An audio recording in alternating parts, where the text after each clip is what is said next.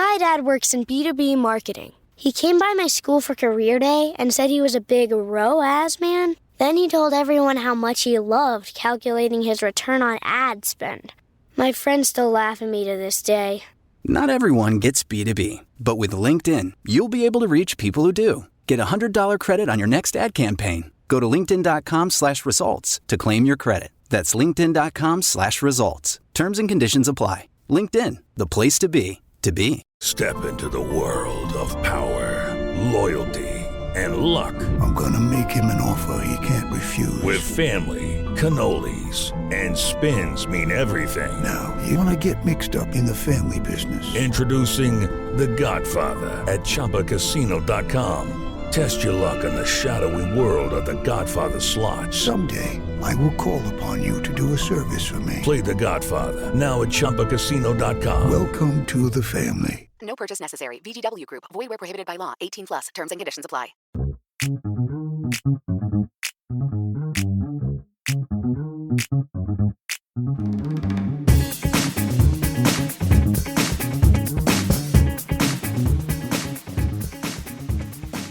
Back again with another episode of Keeping Current. This is Thad Bell from the KC Soccer Journal. And with me, as usual, Daniel Sperry, KC Star. How are you, Daniel?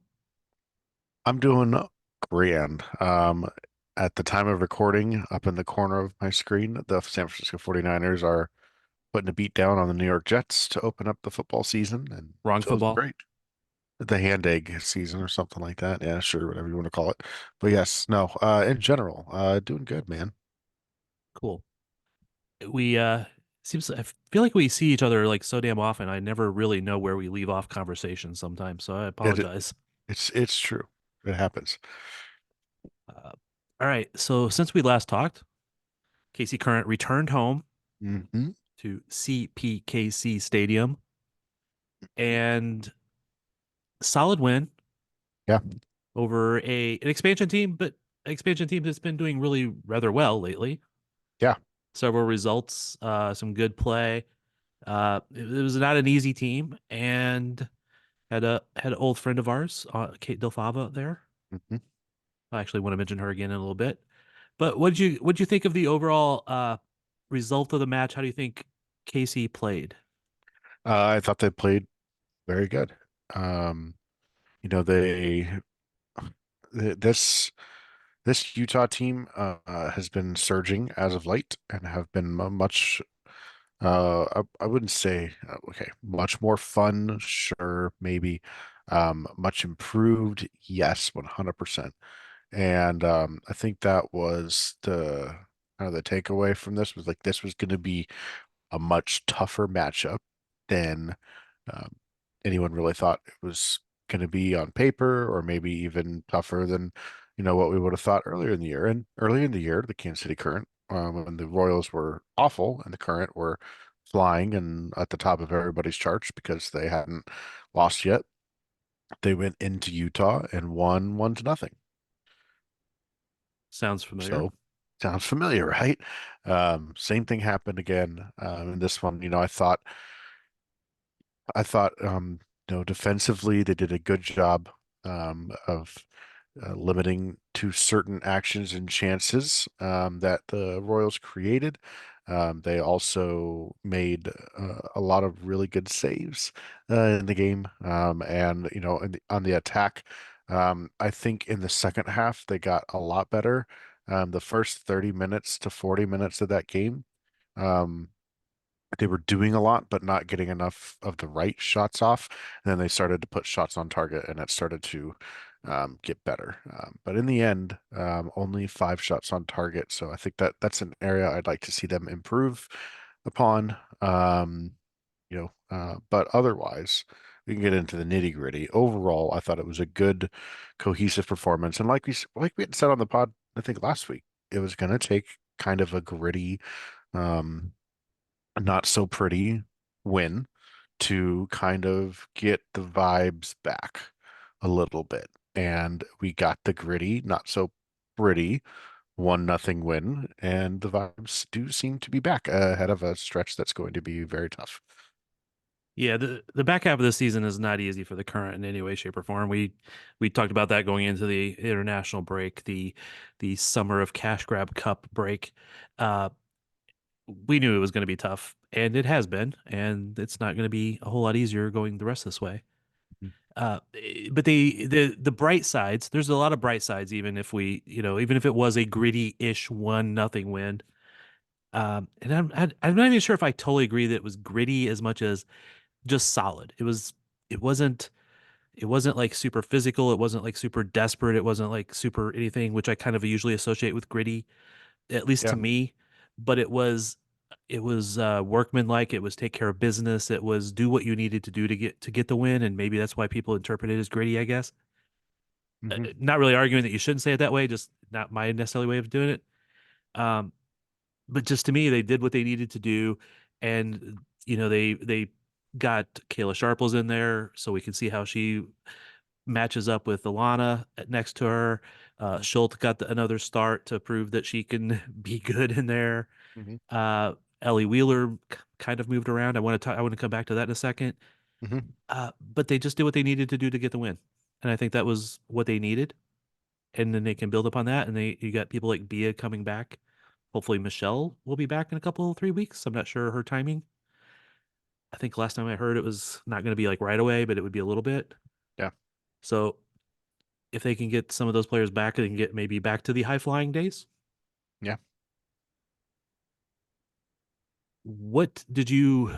Because you were sitting up at the press box, I was only up there a little bit before I went down to go shoot after arriving from another game. Hmm. What was that formation? That's a good question. It was not so, it was a very offset 4-3-3 or 4-2-3-1, or it was a 3-5-2. Is how it felt and looked.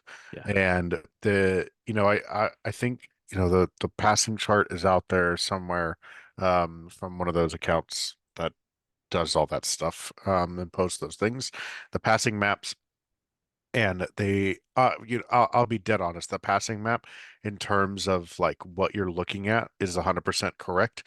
In terms of the positions that they have people labeled on and listed, it's 100% incorrect because the back three was very clearly Haley Mace and Alana Cook centrally, and then Kayla Sharples split out kind of wide left.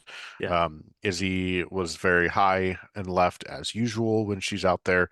Um, and uh the like I said, it was kind of a de facto back three. And you know I thought I thought it looked and worked very well. Vanessa Lowe was the deep man. Vanessa and Dabinia were kind of roaming around in front of her. um you have Temwa on the left. Nichelle Prince came out more as a striker. And then on the right was Ellie, but Ellie was a little bit more withdrawn. She wasn't as high up the pitch at times as you would kind of expect from Michelle Cooper. But she did some of the same work rate and pressing and stuff like that on that side. Um, so in a way, it was kind of a right wing back slash a little bit further advanced, than you would expect, like a true right wing back. She was higher up. I don't know how to say it. She was higher up than Izzy was. Um, I think in turn and more closer to goal, a little bit more central than Izzy was. But in a way, she was kind of the right fullback, the right mid, right wing back, whatever you want to call it, in that setup. So yeah, it is very fluid because then when they defended, they did defend with the back four, and Izzy got back and played her defensive side, and Haley kind of slid out to the right there to manage anything that was coming that way. But I just it was interesting to see. I've seen Kayla Sharples play a lot in this league. I have not like watched her intently right. as close and like her playing in this league, as I did the other night. But yeah, overall the formation was interesting. Um, yeah, I can, because there's arguments for when it was a 4-2-3-1, and there's arguments when it was a 3-5-2, 3-1-4-2, however you want to call it there. But in general, I thought that that was not terribly dissimilar from what we've seen formationally from them at multiple points throughout the season. I think it's just the fact of the players that were out there in some of those positions kind of makes Correct. it a little bit more questioned, exactly what it was. Because yes, Mm. there's times again when I'm shooting a game, sometimes I'm very focused on shooting and I'm not paying attention to a lot of stuff. But sometimes I try to take a little break and like focus on certain things. Me focus, not the camera. And I'm like, okay, 3-5, 5-3, and I keep like trying to like figure out who's exactly where. And I'm like, Mhm. I just gave up at one point and enjoyed the game. Yeah, and I think I'll say this too: when you are facing a team like Utah and who they and the way that they've been setting up recently, and also without Ali Sentnor, that's a team that doesn't they don't really attack down the wings. So you're going to win the wide areas most Yeah. likely, and you can get away with a back three to attempt to clog the middle and or more often a back three to attempt to clog the middle and Low slots in there or Low pulls back into the right back if Haley at some point got too far forward and there was a lot of maneuvering of players around, and they had all of the spots covered for the most part when they needed to. But most of Utah's attacks came through the middle because that's the way they wanted to play, and the Current did what they could to clog the middle. Um, Utah still got their chances though. And that's a sign to me of how far Utah's come, per se, more so than anything that the Current did wrong, because some of the chances that Utah were creating were like, okay, you're doing good things with the ball and off the ball. And maybe if Ali Sentinor's in there, maybe that doesn't end scoreless and someone finishes those, right? But she was off scoring boatload of goals for the US under 20s as Yeah. they beat the snot out of Paraguay. But um, it was one of those games where like you said, they did everything right. I thought the formation was set up for good success, and I thought that the players executed the roles for the most part. I think there was one player that I would consider a weak spot. Won't say her name necessarily, because it's not worth just bagging on players, but I thought they could have. I'd hoped to see her do more in the role that she was given, and she didn't. And I think that's okay. I think I probably know who you're talking about. Uh, all right. Focus on two players that we have not seen a lot of because they haven't been with the team until recently. Almuth Schult. Hmm. I think she made one or two good really saves. One or two. I think there were two moments I think from Almuth that I that really stuck out to me as to why she probably should be the number one right now over Mrs. French. Um and it was the double save in the first half, about 18 minutes in. There's a shot centrally that she does a really good job of reacting and getting the save. The rebound comes out pretty far away from goal, but it was into space. There wasn't a lot of current players tracked back, and the one Royals player who had followed play into the box, it popped right back out to. And it looked like it was going to be a tap in from point blank. And she got all the way over to the near post after making the save, gets up, gets over, scrambles, closes it down, blocks it out for a corner. Just incredible goalkeeping in that moment. And then in the latter stages, I want to say final 5-10 minutes of the game, before stoppage time, there was a really nice play from Utah to kind of pick the Current apart. And they sent, I forget the name in one of the wingers, but she goes in one-on-one, and how quickly Schultz came off of her line to close down the space and um, very, very quickly shut the window of opportunity down for the Royals attacker and win that one-on-one that one-on-one situation as a goalkeeper and make that save.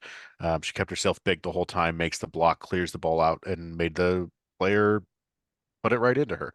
Um, and it Was it was a was it Go Paige ahead. Monahan? Yes, it was. That's who it was.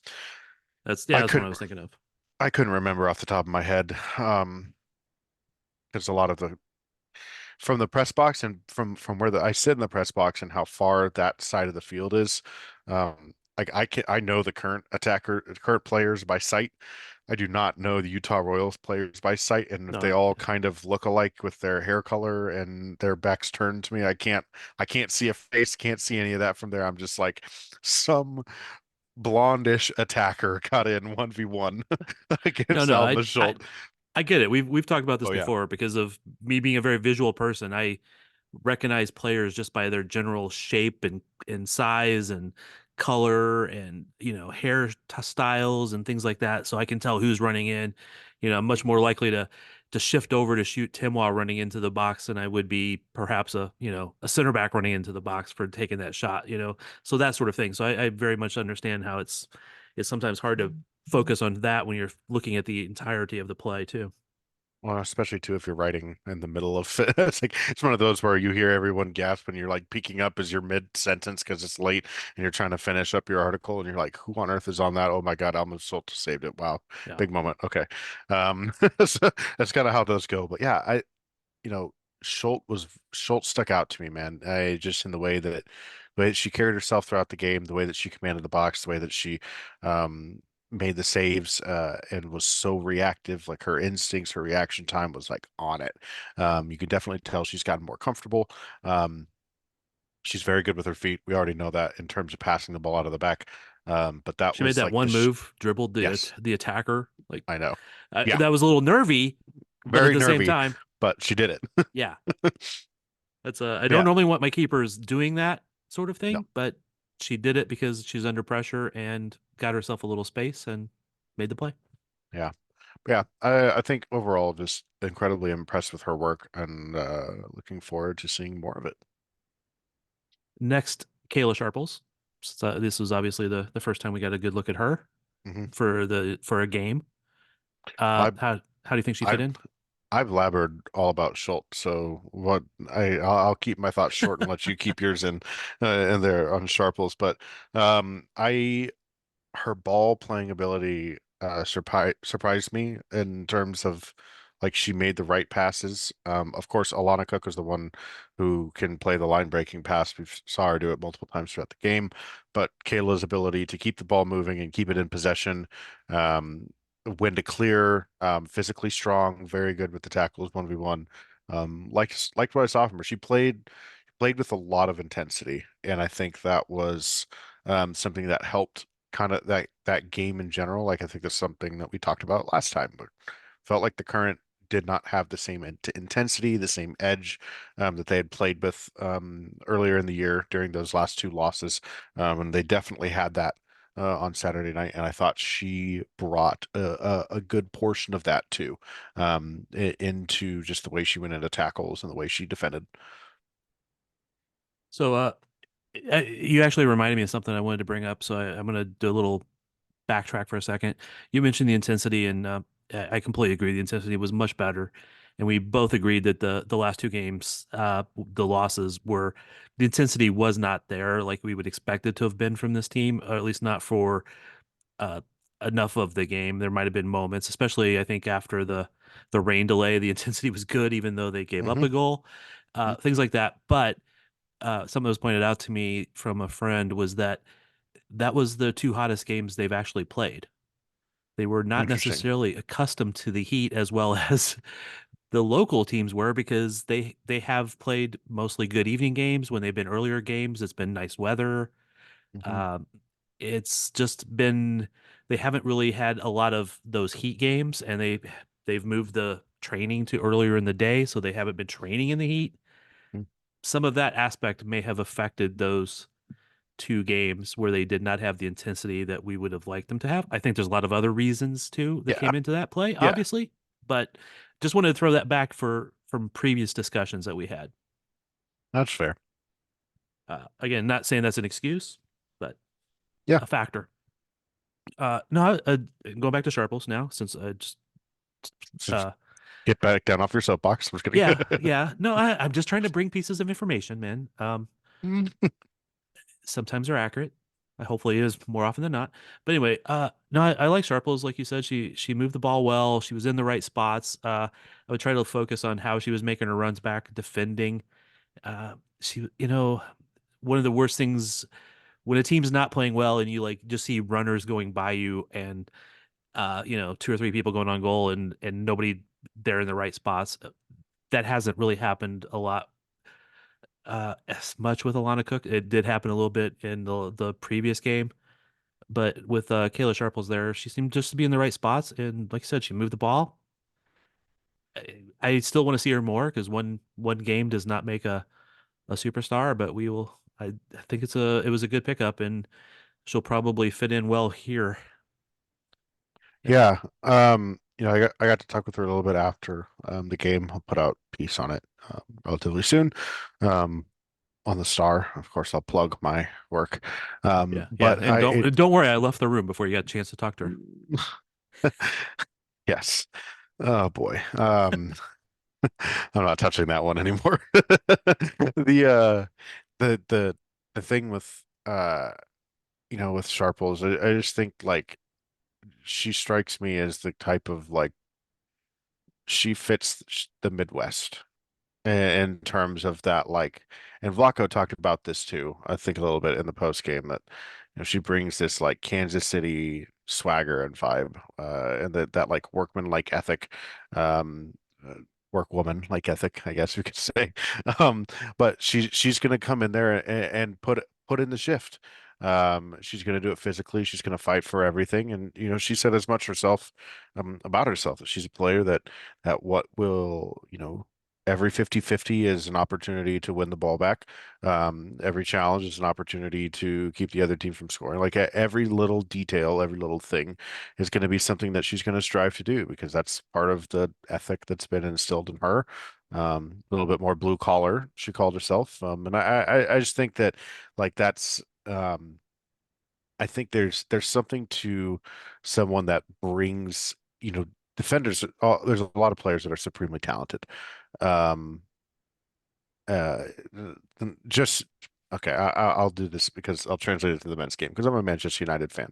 Ah, Watching Rafael Varane at Real Madrid versus watching Rafael Varane or even Casemiro at Real Madrid and watching both of those players at Man United, it's completely different. Um, they fought so hard for so long for Real, and they everything they did was they fought because it was Real through and through, and they did what they did. They come to Manchester United and they've won and done everything, and they're like in the process of like you're trying to get back, and no one, they're quality players, but they've already done everything. They're at the latter stages of their career.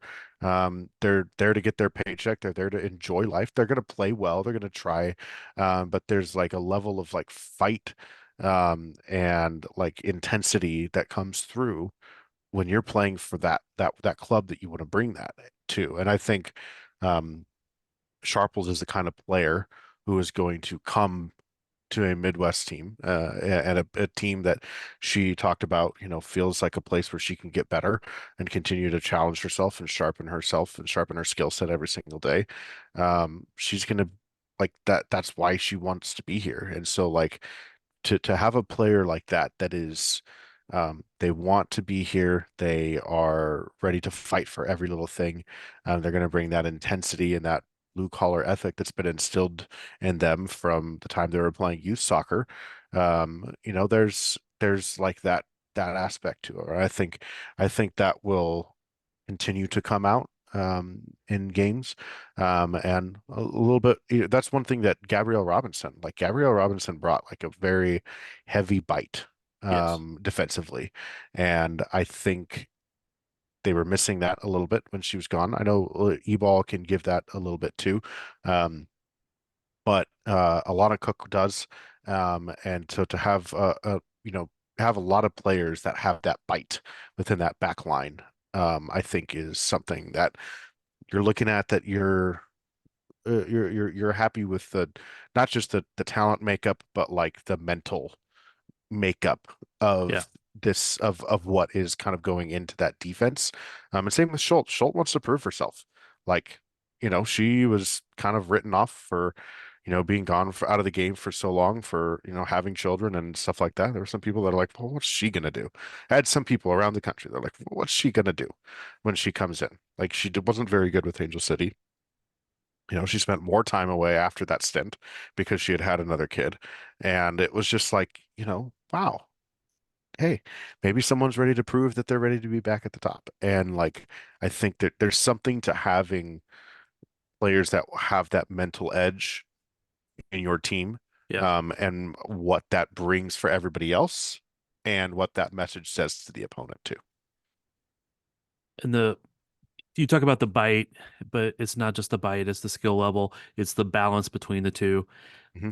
If you want a player that can go in hard on a tackle and send a message, but you want a player who can move that ball and slide it and break a line or build or build it out of the back or be part of the offense when you need them to be. And I think that's part of all of these moves that we've seen is there's a lot of reasons why there was a lot of moves in the summer window for the current, but slowly improving this team. We talk about a team on the other side of town that is going to take 3 windows to rebuild. Vlaco's come in and basically had 1.5 window, 2 windows, I guess, to be rebuilding. And you want to see what he's maybe going to do in another window and Right. see how. And again, it's not just him; it's Caitlin Carducci now, who's kind of doing that GM role that Hmm. Cammy was doing. Um, I think that's the correct name. Um, Yes. Interim. yeah, Interim. yeah, and I was pretty sure that was the right way. I'm just not sure Yeah. sometimes on pronunciations. Uh, it's just I want to see how they end up continuing to build this team going forward. I think it's just going to even get better, which it's kind of amazing. But it's that building those pieces and getting those pieces that are all going to be the team that Vlaco wants them to be. So it's a bright spot at this point. Yeah. Anything else from this last game? One quick observation. It's just how much Tim was kind of come out of her shell. Yes. You saw the celebration afterwards. Um, What do we I, call that celebration? Is there I a good don't, name? I don't know, It's a and yoga pose, it's a yoga pose of some sort. I don't like know what the pose is called. tree, Um, maybe. but yeah, I think she even posted on an account the other day that she had like she got a tattoo. Like I mean, like there's just like there's some I don't know. It's really interesting to see her come out of her shell in the way that she Yeah. has, and over the last couple of weeks, and another goal for her. She's one of five. So I'll read off a couple of stats. She's one of five NWSL players ever to reach 15 goals in a season. She has done so, and there's still 7 games left of the year, correct? Yes, Right. 7 games left. Yep. She has scored in 8 straight matches. She is well clear of the Golden Boot at the moment, and she has the most goal contributions of anyone in the league. Um, just like, I mean, we obviously know her impact and what we've seen of her, but like there's there was already a valid case for the league MVP award, but I feel like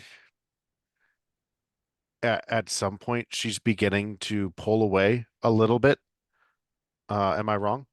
And just you know there are moments where she had throughout the game, but that goal just proves just how quickly you can get burnt by this team. Yeah. We actually discussed the MVP thing on the Shades of Blue podcast just a couple days ago, so you can go listen to that. But I think she's definitely in the running for it. I think She's in the running for it, but it's a Yeah. matter of like, should she not be leading this at this point? I don't know that she gets the credit she deserves. I agree with you. She should be leading it. She should be the favorite for the MVP right at the moment. But when I'm listening to things like Sirius Satellite Radio and they're talking and they go, "Oh, Barbara Banda is amazing." Da, da, Barbara Banda. Da, da, da. Oh, and there's also Timwa who's doing really well. I just wanted to scream at the radio, like she's doing really well. Yeah, again, Barbara Banda is an amazing player. I'm not denying that, but Yeah, don't just go and Timwa's doing really well. It's not this. She's doing amazing also. Okay, it kind of ticks me off. Anyway, she is definitely near the top of that running. So I think she should be. I think she should be the winner at this point. But yeah, I don't have a vote, so yeah. I do have a vote, and at the moment, she would get it from me.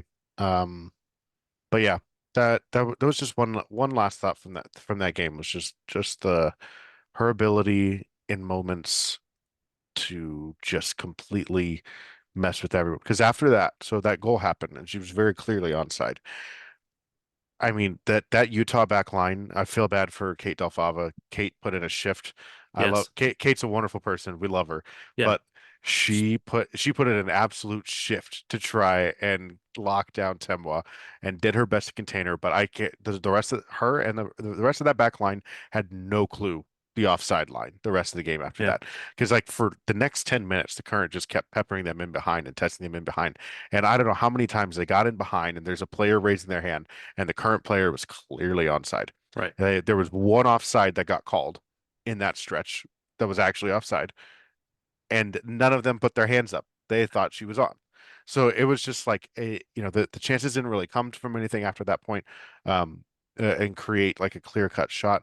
But man, she like there has to be a head game to like getting absolutely torched by her that eventually that like takes over then for like the next 5-10 minutes. And I wonder how much of that is why we see those goals come in bunches in minutes throughout the games.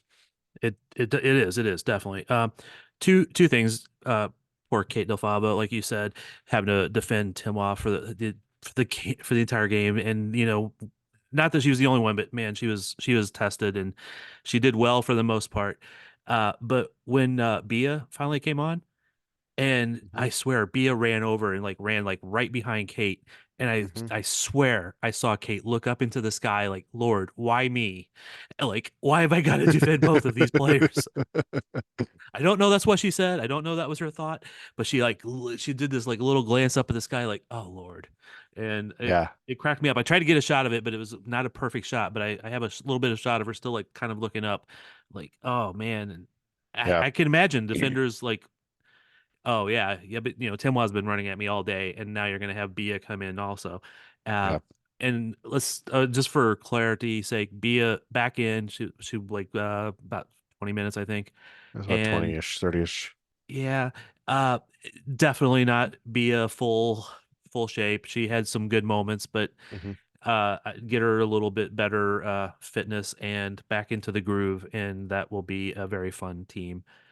The stat that you mentioned earlier about the five players who have done that before, have scored 15 or more goals. Sam Kerr, Kim Little, Crystal Dunn, Alex Morgan is the other four. The top being 18 for Sam Kerr in 2019.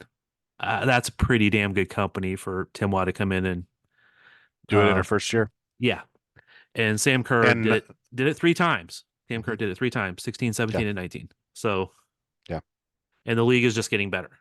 yeah, So kudos to all that. Uh, Next up, Orlando. Gotta yeah. gotta go down and get a result, I think, just for The rematch, the revamp. Yeah, even if it's not the win, that I think fans want, for the revenge, just to be able to go down there and get a draw, would be good. To be able to take a point off another top four team, um, would give them some room to kind of get back into things. But and three kind of points. get some momentum going back too. Yeah, for sure. And there's a lot for that game. Vanessa Bernardo back and healthy, Bia now back and healthy. The current defense looks entirely different than the one that started against Orlando. Um, and that is like you're looking at that setup now.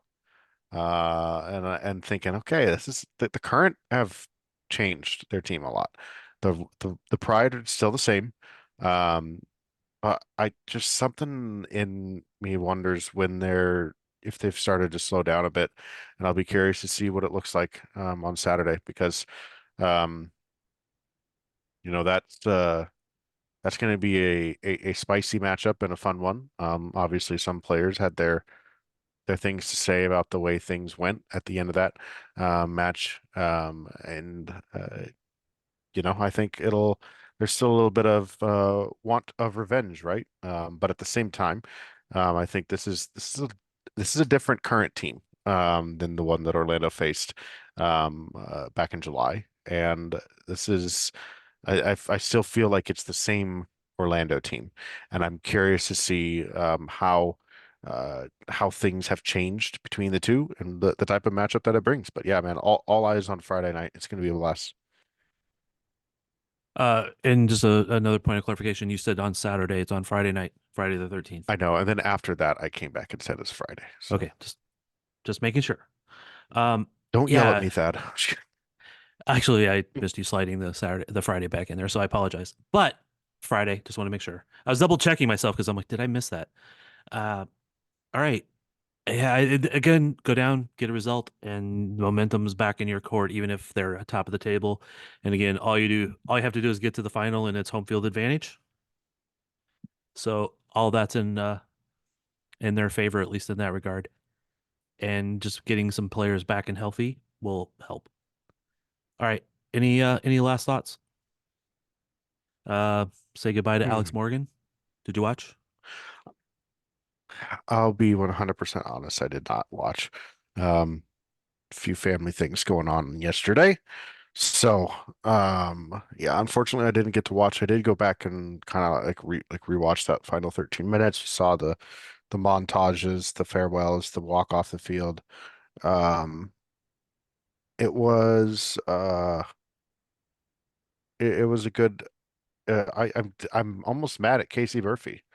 Like I feel like I almost feel like the red card that she ended up getting is like karma for not just like allowing Alex's PK to go in for the sake of the storyline.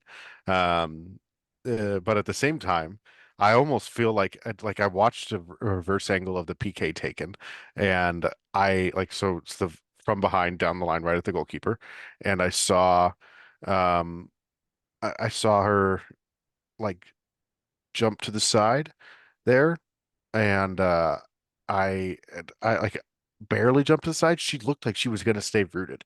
And I feel like if Alex had picked a side, truly picked a side either way, Yeah. she wouldn't have got like it wouldn't have been saved. But it was so close to the middle. I almost feel like Casey had to react. Otherwise, then people are going to question whether or not she just let it through. And so it was one of those of like, darn it, Casey, for letting that in, for not, for trying to save that, but also darn it, Alex, for not placing that a little bit better. Because if she does, she gets the goal and it's the storybook ending. All right. Well, congratulations to Alex Morgan, her retirement. Go enjoy. Not always my personally favorite player, but an amazing player for the national team and for club. So wish her well. Just a one 100% last, agreed. A player that was a blast to watch. Some memorable goals and moments with the tea sipping, the yeah. Goal in the Olympics. Just wonderful player. And all deserving of all the plaudits towards the end of her career here. And one last shout out to the Kansas City Roos women's soccer team, 4-0-3, undefeated, off to a really good start. Only given up 2 goals this season, one in the last 4 seconds, one in the last 12 seconds. So otherwise Pretty good. undefeated and almost perfect. All right. Grew up, baby. Yep. Talk to you later. We're out.